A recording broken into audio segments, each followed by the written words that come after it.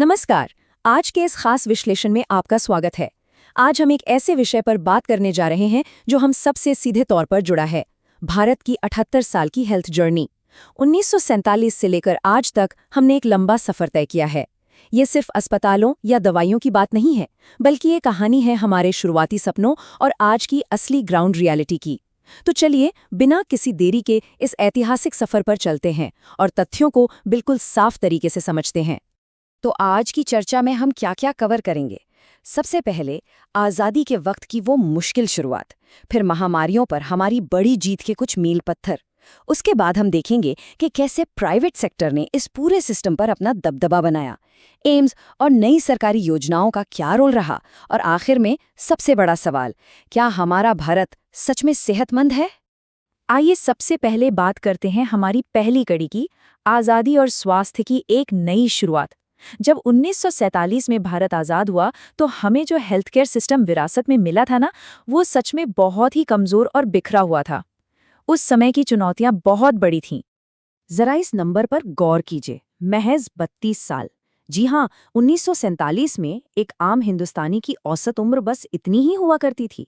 जरा सोचिए, उस वक्त मलेरिया, प्लेग और चेचक जैसी बीमारियां सचमुच कहर बरपा रही थीं, लाखों जाने जा रही थीं।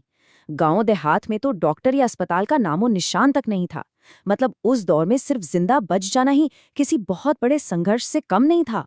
लेकिन अब जरा इस बदलाव को देखिए। आज ये आंकड़ा 32 साल से लंबी छलांग लगाकर 70 के पार पहुंच गया है। ये कोई छोटी मोटी बात नहीं है, ये हमारे देश की एक बहुत ही शानदार जीत है।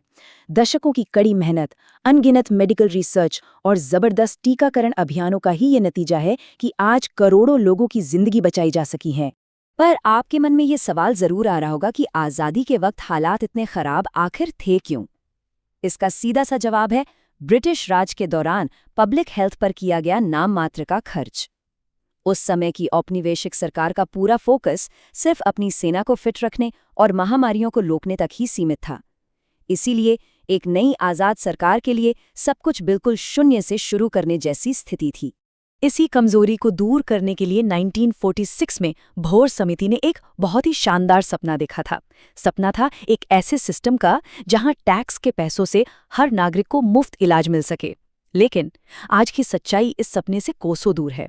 आज हालत ये है कि स्वास्थ्य पर होने वाले कुल खर्च का 71% से ज्यादा हिस्सा आम नागरिक सीधा अपनी जेब से भरता है ना? ये एक बहुत बड़ा विरोधाभास।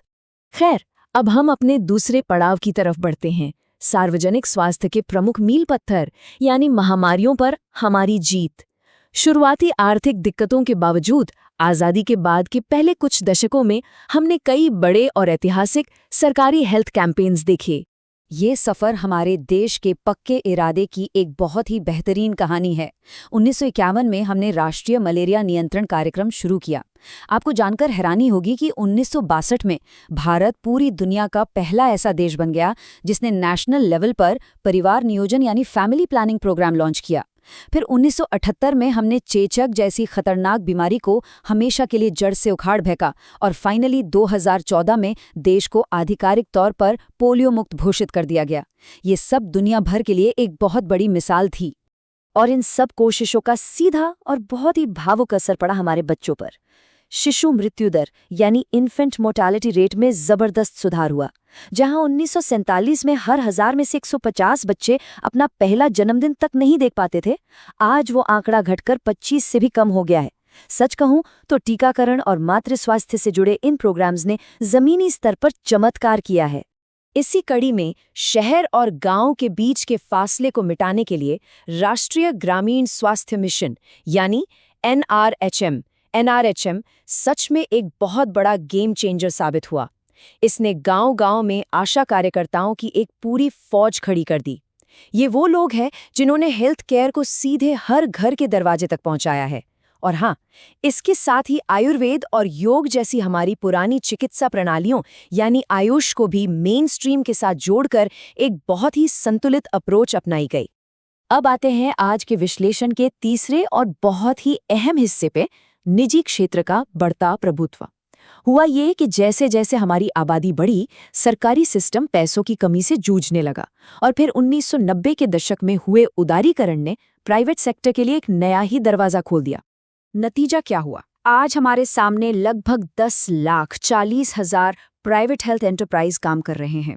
जरा सोचिए इस नंबर के बारे में। आज़ादी के वक्त जो आंकड़ा लगभग 9 के बराबर था, वो आज गली मोहल्ले के छोटे क्लिनिक से लेके बड़े कॉरपोरेट अस्पतालों के एक विशाल जाल में बदल चुका है। आज की तारीख में हमारी हेल्थ केयर डिलीवरी पर प्राइवेट सेक्टर का पूरा दबदबा है। अब सवाल ये है कि ये प्राइवेट सेक्टर इतना हावी कैसे हो गया? इसकी एक बहुत बड़ी वजह है सरकारी निवेश की भारी कमी।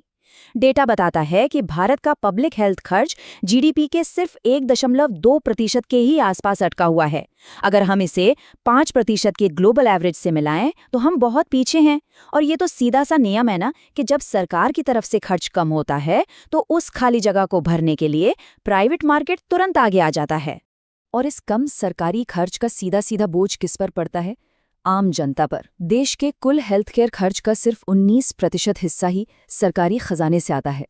बाकी का 71% से भी ज्यादा हिस्सा आम लोगों को अपनी जेब से भरना पड़ता है। मतलब बीमारी की तकलीफ तो है ही, साथ ही इलाज का भारी भरकम आर्थिक बोझ भी सीधे मरीज और उसके परिवार को ही उठाना है।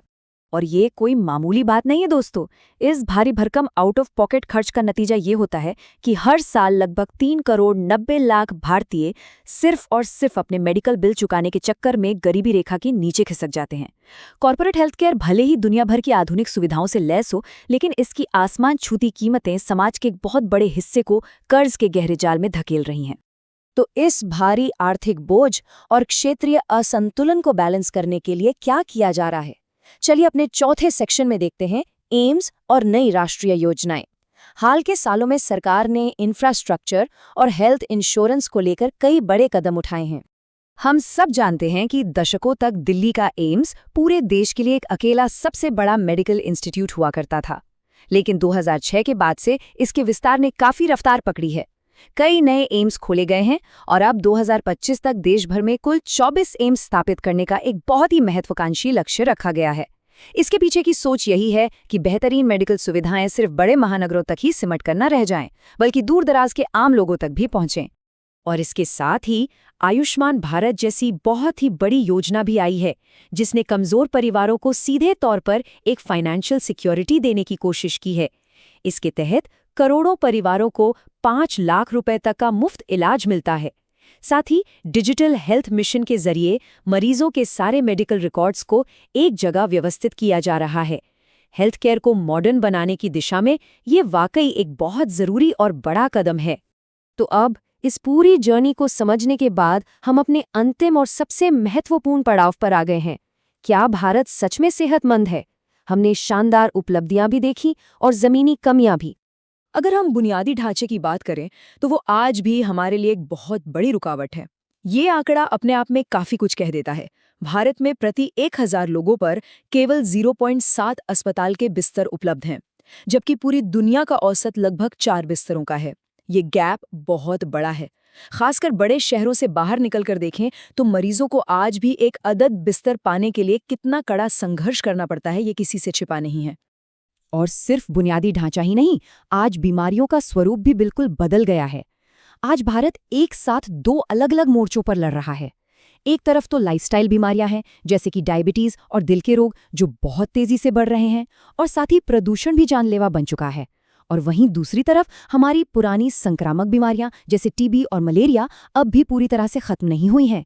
इन सब के ऊपर गांव और शहर की मेडिकल सुविधाओं के बीच का जो भारी अंतर है, वो अपने आप में एक रोज की लड़ाई है।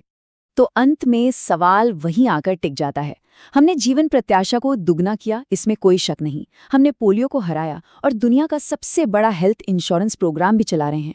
लेकिन जब तक हमारे देश के आखिरी कोने में बैठे हर एक इंसान को बिना कर्ज में डूबे समय पर सही और अच्छी क्वालिटी का इलाज नहीं मिल जाता, क्या हम सच में खुद को एक सेहतमंद राष्ट्र कह सकते हैं? ये एक ऐसा सवाल है जिस पर हम सबको गहराई से सोचने की जरूरत है। आज के इस खास विश्लेषण में हमारे साथ जुड़ने के लिए आपका बहुत बहुत धन्यवाद।